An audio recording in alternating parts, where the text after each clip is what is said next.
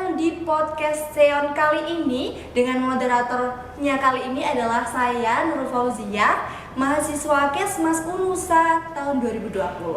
Nah, tentunya pada podcast kali ini saya tidak sendirian teman-teman, karena akan dibersamai oleh narasumber kita, yakni Ibu Andikawati Fitriasari, Eskepnes, MKep. Beliau ini adalah salah satu dosen keperawatan di Unusa ya Ibu. Oke, kita langsung saja sapa ya teman-teman dari Ibu Andika. Selamat siang Ibu. Selamat siang. Ya Ibu, ini kan namanya panjang sekali Ibu. Bisa dikasih nama akrabnya, Oh nama kerennya, gitu. Ibu? Oke. Kalau Andikawati kepanjangan Mbak Zia, bisa panggil saya Ibu Dika. Baik Ibu Dika ya Ibu ya. Baik Ibu Dika, ini bagaimana kabarnya Ibu? Alhamdulillah sehat, luar biasa Luar Mbak Zia. biasa, terpancar dari senyumnya Oh ya. gitu ya, ya terima kasih. Iya. Untuk Ibu Dika, ini kesibukannya apa ini Bu saat ini? Saat ini saya benar-benar sedang sibuk memang Mbak Zia ya. Cuman karena kemarin beberapa waktu yang lalu saya dihubungi dari mahasiswa program studi kesehatan masyarakat ya Mbak ya. Ya. Nah kemudian saya menyempatkan waktu di tengah-tengah kesibukan sebagai dosen Mbak di Prodi S1 Keperawatan dan D3 Keperawatan di Fakultas Keperawatan dan Kebidanan Unusa. Wah, sangat sibuk sekali nih Ibu. Lumayan, tapi tetap semangat. Alhamdulillah. Alhamdulillah. Baik Ibu, kita lanjut ke podcastnya. Boleh, Ibu? silakan. Pada podcast kali ini kita ada dua tema ya Ibu ya. Tema pertama itu tentang strategi untuk keluar dari hubungan toksik Ibu. Dan untuk tema yang kedua itu cara menghadapi realitas bullying di pondok pesantren. Wah, temanya luar biasa Betul, ya, luar banyak biasa, diperbincangkan Pak. benar. Iya, betul, di masyarakat gitu Iya. seperti itu ya Ibu ya. Pasti dari teman-teman sudah penasaran nih Ibu tentang podcast kita, tema kali kita hari ini. Kita langsung aja ya Ibu ya di tema pertama, yakni strategi untuk keluar dari ikatan beracun Ibu. Nah, sekarang itu banyak marak di luar sana Ibu, media sosial sudah digunakan oleh teman-teman bahkan di kalangan remaja Ibu. Tapi menariknya ini adalah kadang-kadang teman-teman itu curhatannya adalah tentang hubungannya dengan pacarnya karena pacarnya terlalu posesif atau bahkan saling menjatuhkan satu sama lain Ibu. Nah, menurut Ibu ini tentang hubungan toksik itu tadi bagaimana Ibu? Oke, kalau saya itu dengar hubungan toksik ya, toksik itu kan definisinya adalah racun ya Mbak Sia ya. Jadi hubungan di mana racun itu sifatnya adalah tidak sehat. Sehingga kalau itu berada di dalam kalimat hubungan berarti itu adalah hubungan yang tidak sehat. Kalau misalkan kita tahu hubungan yang tidak sehat itu adalah hubungan yang bagaimana? Hubungan yang kalau hubungan kan pasti ada dua individu atau lebih, di mana sifatnya adalah mungkin saling merasa ada yang direndahkan, kemudian merasa ada yang seperti tidak diperlakukan semestinya.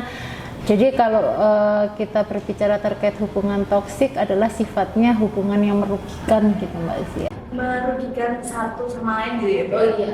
Jadi tidak bisa disatukan untuk laki-laki ataupun maupun perempuan gitu ya Ibu ya.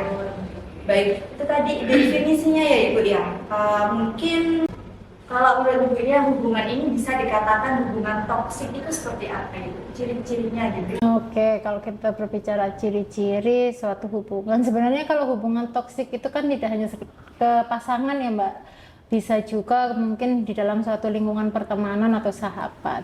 Nah, bagaimana ciri-ciri hubungan yang toksik itu adalah satu, selalu dikontrol.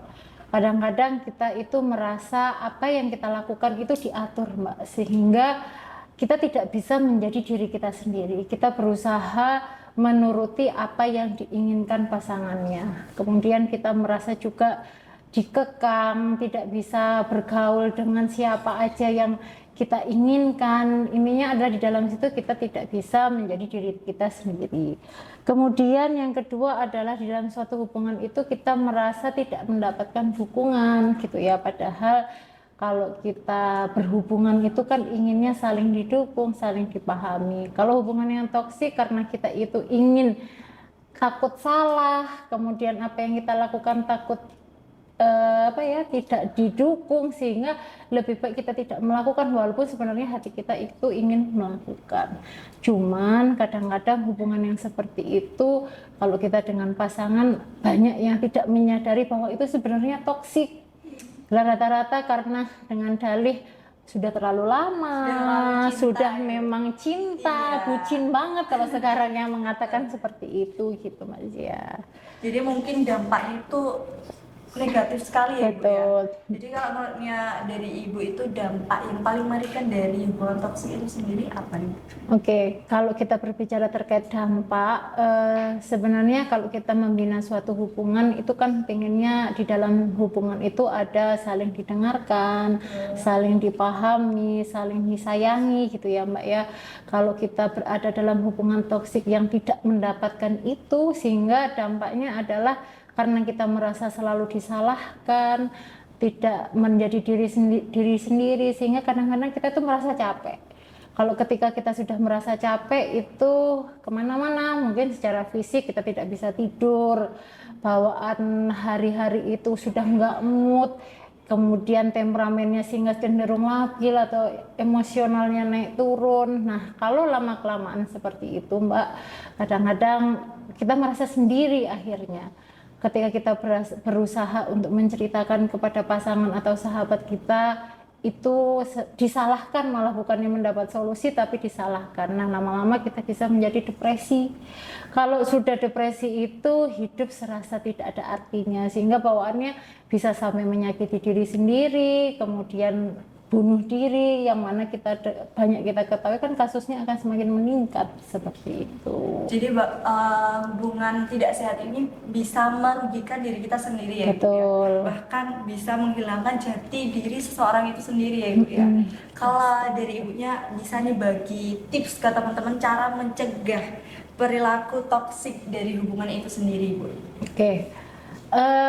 Sebenarnya ketika kita berhubungan, kata kunci yang perlu kita pahami adalah komunikasi, Mbak. Jadi komunikasi kita antar pasangan, di dalam komunikasi itu kita harus bisa mengkomunikasikan atau mengatakan sebenarnya apa yang kita inginkan. Kemudian ketika kita berhubungan kita punya tujuan. Nah, bagaimana cara kita bisa mencapai tujuan itu, yang mana sama-sama, ibaratnya kan semua manusia itu Mbak pengennya dipahami dan diterima. Awalnya adalah dari pasangan. Kalau pasangan kita sudah bisa menerima segala keburukan atau kebaikan kan siapapun bisa menerima ya Mbak. Kalau keburukan itu belum tentu bisa menerima, betul. Nah, berangkatnya adalah dari komunikasi yang baik, kemudian sama-sama mau menurunkan egonya Mbak.